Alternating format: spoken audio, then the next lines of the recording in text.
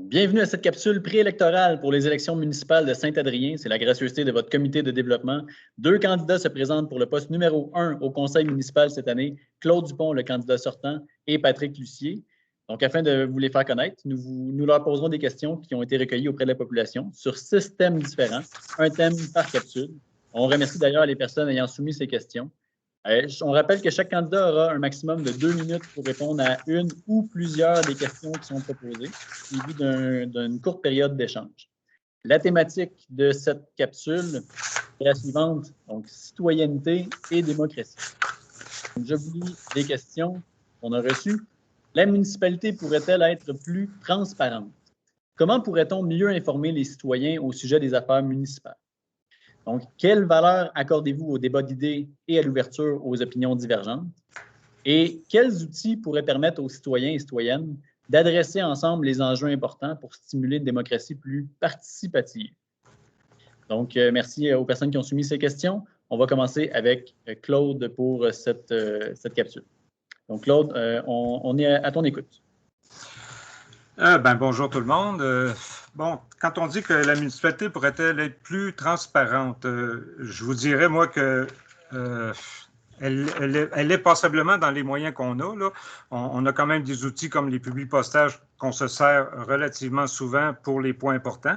On a notre journal adriennois dans lequel on a 1 à 2 à 3 pages d'informations à chaque 3 mois. On a aussi des forums qui sont souvent organisés par le comité de développement aux 5 ans d'une façon normale, mais peut-être plus souvent aussi, dépendant des thèmes là, majeurs en cours de route.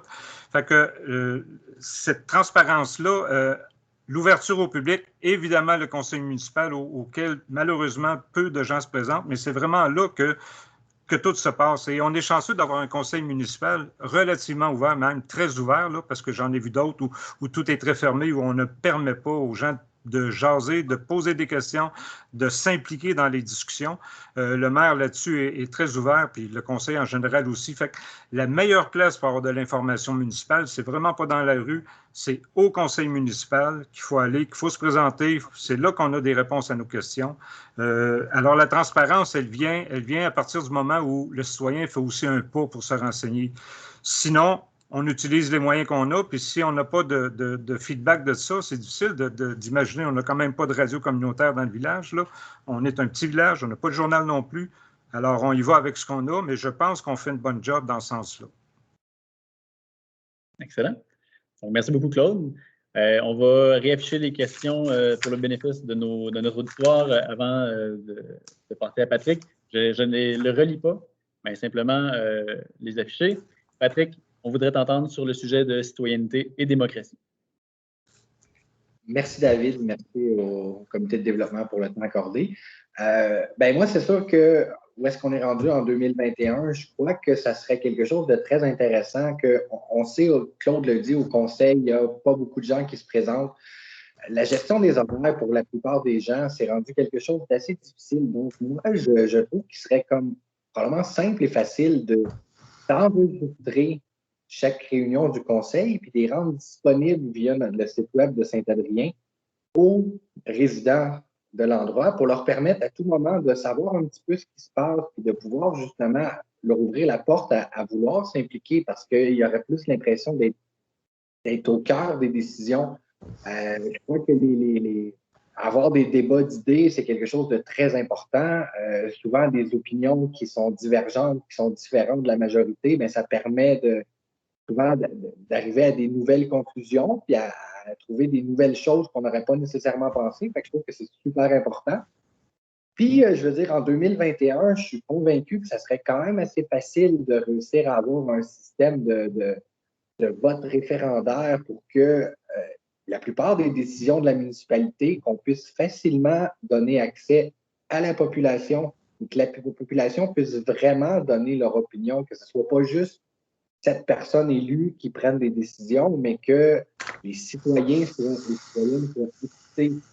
Je suis convaincu que si on travaille un petit peu pour faire ça, on serait capable assez rapidement de trouver une solution pour assurer vraiment que la démocratie soit à son meilleur, puis que tous et chacun puissent avoir leur opinion et soient écoutés. Donc, Merci encore et passez une belle soirée. Merci. Est-ce que, Claude, tu voudrais ajouter quelque chose? On a 2 minutes là, pour... Oui, absolument. D'abord, l'enregistrement en tant que tel des sessions du conseil ne permet pas l'espèce d'échange que je proposais là, quand les gens sont dans la salle. Puis je voudrais signaler que depuis le début de la pandémie, tous les conseils municipaux ont été enregistrés, sont accessibles. Alors déjà, on voit là, que même si ça a été enregistré, les gens n'ont pas vraiment consulté, ils ne savent pas, pourtant c'est annoncé.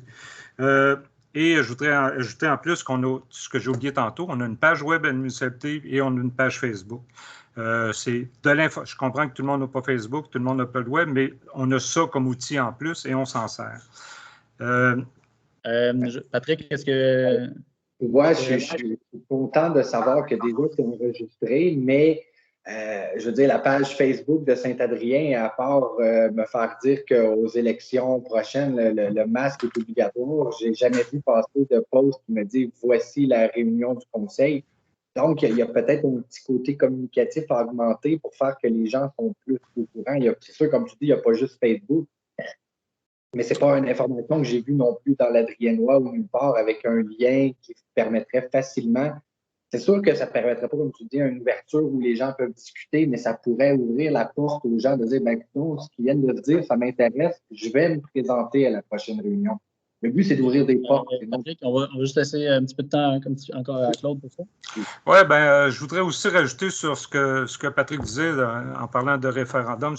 Écoute, comme on est élu, dans le fond, par la population pour gérer une bonne administration de la municipalité, on le fait en gestionnaire de bons pères de famille. Là. Je ne crois pas, moi, qu'organiser des référendums sur chaque point, même majeur, puis souvent, s'ils sont très majeurs, oui, on peut le faire, mais je pense qu'on a un mandat de 4 ans pour régler les problèmes au jour le jour d'une municipalité et on est redevable au bout de tout ça, là, au bout de 4 ans.